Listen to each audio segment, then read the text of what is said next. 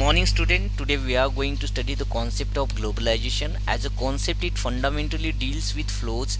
These flows can be ideas moving from one part of the world to another, commodities being traded across the border and so on. तो globalisation क्या होता है?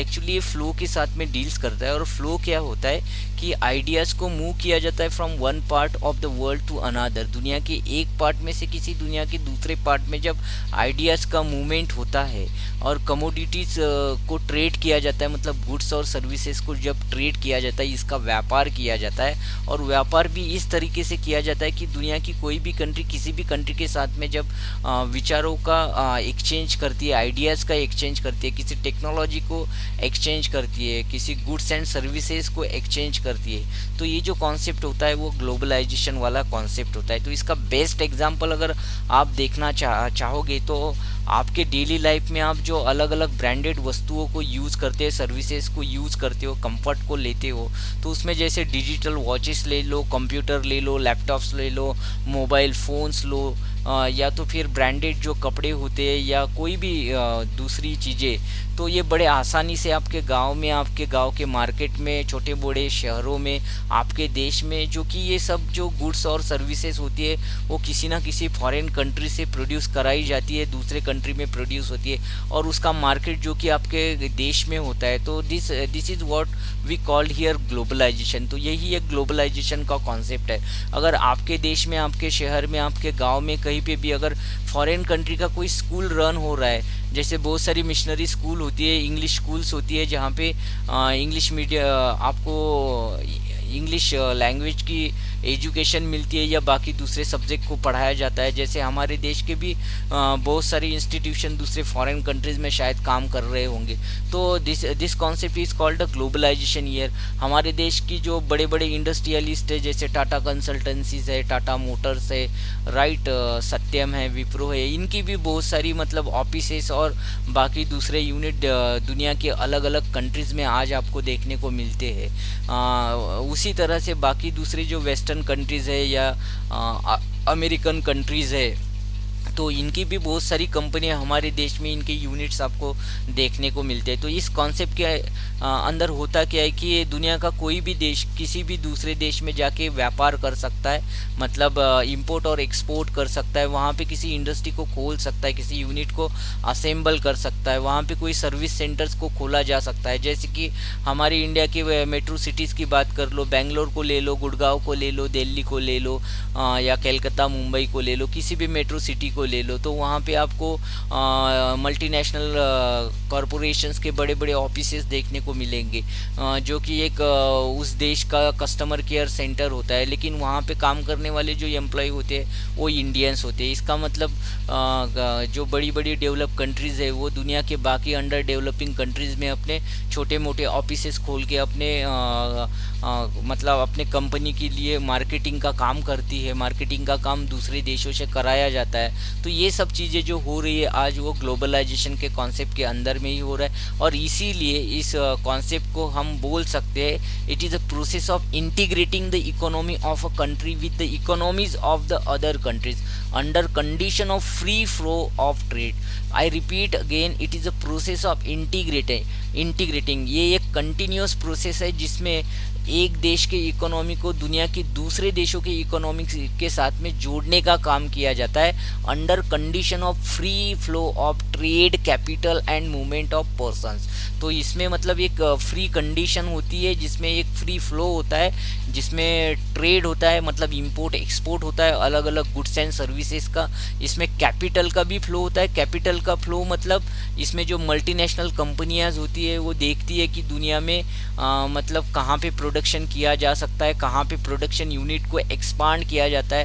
तो उस point of view से ये multinational corporations क्या करती है, उस देश में जाके वहाँ पे छोटी मोटी कॉटेज इंडस्ट्री को वो एक तो परचेस कर लेते, या तो किसी बड़ी इंडस्ट्री को एक्सपांड करने के लिए वो अपने शेयर को वहाँ पे क्या करते हैं, इन्वेस्ट करते। तो इससे होता क्या है एक्चुअली, जब कैपिटल का मूवमेंट होता है तो हम बोल सकते हैं तो एक जो फॉरेन इन्वेस्टमेंट होती है, तो फॉरेन इन्वेस्टमेंट के डोर डोर्स दूसरे कंट्री के लिए यहाँ पे ओपन हो जाते हैं। और किसी भी अंडर डेवलपिंग कंट्री के लिए जब फॉरेन इन्वेस्टमेंट के डोर क्या हो जाते हैं, ओपन हो जाते हैं, तो अपने आप में उस देश की डेवलपमेंट होना शुरू हो जाती है।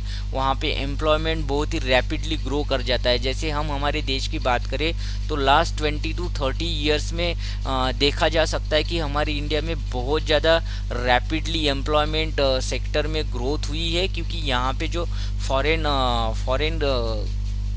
फॉरेन इन्वेस्टमेंट जो है वो बहुत रैपिडली हमारे यहाँ पे इन्वेस्ट हुई है, जो कि गवर्नमेंट ऑफ इंडिया ने 1991 में जो मॉडल अडॉप्ट किया था, लिबरलाइजेशन, प्राइवेटाइजेशन और ग्लोबलाइजेशन का जो मॉडल यहाँ पे अडॉप्ट किया था, तो उस मॉडल से क्या हुआ, जो जहाँ पे हमारे देश का पहले जो ट्रेड हुआ करता तो वो स्पेसिफिक एक दो कंट्री के साथ में ही हुआ करता था। बाकी जो यूरोपियन कंट्रीज़ है या बाकी वर्ल्ड की जो कंट्रीज़ है उनके साथ में हमारा इंपोर्ट एक्सपोर्ट नहीं होता था। लेकिन 1991 में जो पॉलिसी अडॉप्ट की तो उसके बाद में दुनिया के बाकी देशों के लिए भी यहाँ पे डोर्स को ओपन कर दिया। तो ये जो ग्लोबलाइजेशन होता है तो इसका बेस एक्चुअली लिबरलाइजेशन के कॉन्सेप्ट में होता है।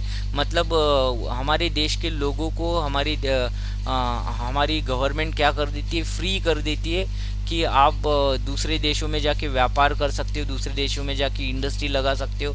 उसी तरह से दूसरे देश भी यहाँ पे आके व्यापार कर सकते हैं, अपनी इंडस्ट्री को लगा सकते हैं। यहाँ पे अलग अलग इंडस्ट्री में शेयर्स को इन्वेस्ट कर सकते हैं, कैपिटल को इन्वेस्ट कर सकते हैं। यहाँ पे लैंड को लीज पे लिया जा सकता है, परचेस किया जा सकता है, एसेट्स को परचेस किया जा सकता है। तो उससे क्या होता है, फॉरेन इन्वेस्टमेंट जो होती है वो अपने आप देश में आना शुरू हो जाता है और देश की डेवलपमेंट होना शुरू हो जाता है, जो कि इंडिया इसका एक बेस्ट एग्जांपल आपको देखने को मिलता है। और इसीलिए ये जो ग्लोबलाइजेशन का कॉन्सेप्ट है वो बहुत ही ज़्यादा मल्टी डायमेंशनल कॉन्सेप्ट है, जिसके आपको पॉलिटिकली, इकोनॉमिकली और कल्चरल बहुत ज़्यादा मैनिफेस्टेशन देखने को मिलेंगे, मतलब इम्पैक्ट देखने को मिलेंगे।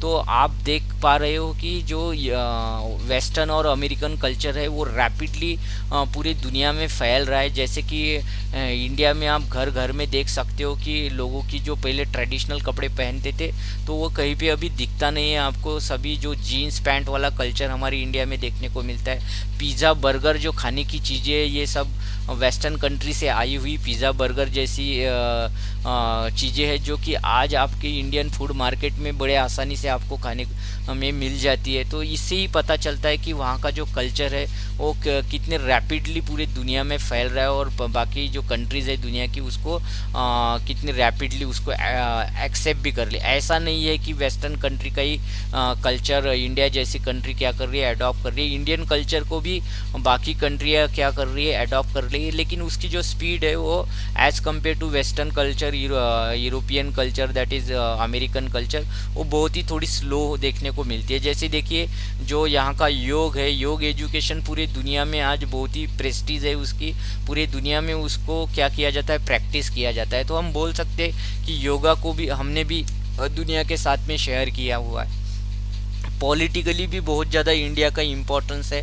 अगर आप अलग अलग सेक्टर में पॉलिटी के इम्पैक्ट देख सकते हो तो इसको पॉलिटी वाले कॉन्सेप्ट में आप पॉलिटिक्स के मतलब सिविक्स में बहुत अच्छी तरह से समझ सकते हो। तो ये जो ग्लोबलाइजेशन का कॉन्सेप्ट है वो अकॉर्डिंग टू सब्जेक्ट ये इसके अलग अलग पैरामीटर हो सकते हैं और इसीलिए इसके कुछ कभी कभी पॉजिटिव भी इम्पैक्ट आपको देखने को मिलते हैं और कभी कभी इसके निगेटिव भी इम्पैक्ट आपको देखने को मिलती है। और इसीलिए बहुत सारे लोग हैं कि ग्लोबलाइजेशन को अच्छा भी बोलते हैं और बहुत सारे लोग हैं कि ग्लोबलाइजेशन को मतलब यहाँ पे कोसते भी है, वो बोलते हैं कि ग्लोबलाइजेशन ठीक नहीं है। सो ओवरऑल ग्लोबलाइजेशन जो होता है तो ग्लोबलाइजेशन में तो ओवरऑल जो वर्ल्ड है हमारा, वर्ल्ड की ग्रोथ होनी चाहिए, ये ऑब्जेक्टिव होता है। इसमें साइंस, टेक्नोलॉजी, कम्युनिकेशन, एनवायरनमेंट और कल्चर, वेल्थ, इन सभी चीज़ों की क्या होती है, इन सभी चीज़ों का एक्सचेंज होता है। So under the condition of free flow trade capital and movement of person, ये याद रखना है आपको। सो इसके साथ साथ जैसे कि मैंने बोला यहाँ पे कि इसके पॉजिटिव और निगेटिव इम्पैक्ट्स हो सकते हैं। तो स्क्रीन के ऊपर में बहुत सारी इम्पैक्ट देख रहे हो आप, तो इन सारी इम्पैक्ट को आप अलग से स्टडी कर सकते हो। तो इसका एक स्निप लेके रख लीजिए। जैसे यहाँ पे इंटीग्रेशन ऑफ इकोनॉमीज़ की बात की गई है, तो ये ग्लोबलाइजेशन का इम्पैक्ट ही है कि इसमें मतलब दुनिया की सारी डायरेक्शन में, अगर वर्ल्ड की बात करें आप, तो नॉर्थ से लेके साउथ, वेस्ट से लेके ईस्ट तक जितने भी कंट्रीज़ है वर्ल्ड में, तो इनकी इकोनॉमीज़ को इंटीग्रेट करने का काम इस ग्लोबलाइजेशन के कॉन्सेप्ट से हो रहा है। दुनिया में इस जहाँ तक इक्वालिटी की बात करते तो बहुत ज़्यादा आपको इनइक्वालिटी भी देखने को मिलती है ग्लोबलाइजेशन के कॉन्सेप्ट की वजह से। कम्युनिकेशन बहुत ज़्यादा फास्ट हो जाने के कारण ग्लोबलाइजेशन का कॉन्सेप्ट जो है वो आज बहुत ही रैपिडली क्या हो रहा है, स्प्रेड हो रहा है, क्योंकि इंटरनेट जैसे टेक्नोलॉजी का यहाँ पे इम्प्रूव हो जाना ही आज कम्युनिकेशन बहुत ही रैपिडली यहाँ पे इंक्रीज़ होने का एक दूसरा इम्पैक्ट माना जाता है। तो यहाँ पे जो ग्लोबलाइजेशन जिस तरह से रैपिडली ग्रो हो रहा है, तो इसका पहला जो कारण है वो इम्प्रूव ट्रांसपोर्ट। तो ट्रांसपोर्ट बहुत ज़्यादा क्या हुआ है, इम्प्रूव हो रहा है, हुआ है, क्योंकि देखो जहाँ तक हम ट्रांसपोर्ट की बात करते हैं तो ग्रोथ इन एयर ट्रैवल हुआ है, और एयर ट्रैवल में ग्रोथ होने से क्या हुआ है कि enabling the greater movement of people and goods across the globe. तो दुनिया के किसी भी देश से दूसरे देश में अभी लोगों का मूवमेंट और गुड्स का इंपोर्ट एक्सपोर्ट ये एयर ट्रैवल के कारण बहुत ज़्यादा पॉसिबल हो गया है। सो इसके अलावा बहुत सारे यहाँ पे स्क्रीन के ऊपर में आपको यहाँ पे पैरामीटर्स मैंने शो किए, तो इन पैरामीटर्स को आप अलग से थोड़ा स्टडी कीजिए। सिर्फ इस चैप्टर में आपको डेफिनेशन, उसका कॉन्सेप्ट, यही बहुत इंपॉर्टेंट है, और ये जो पैरामीटर्स है ये ग्लोबलाइजेशन के क्या है आपको यहाँ पे इम्पैक्ट देखने को मिलते हैं। सो आई होप कि ये कॉन्सेप्ट आपका क्लियर हुआ हो। अगर आपको कोई भी प्रॉब्लम है तो आप कमेंट सेक्शन में मुझे कमेंट करके बताइए। So see you in the next tutorial. Thanks for watching this video.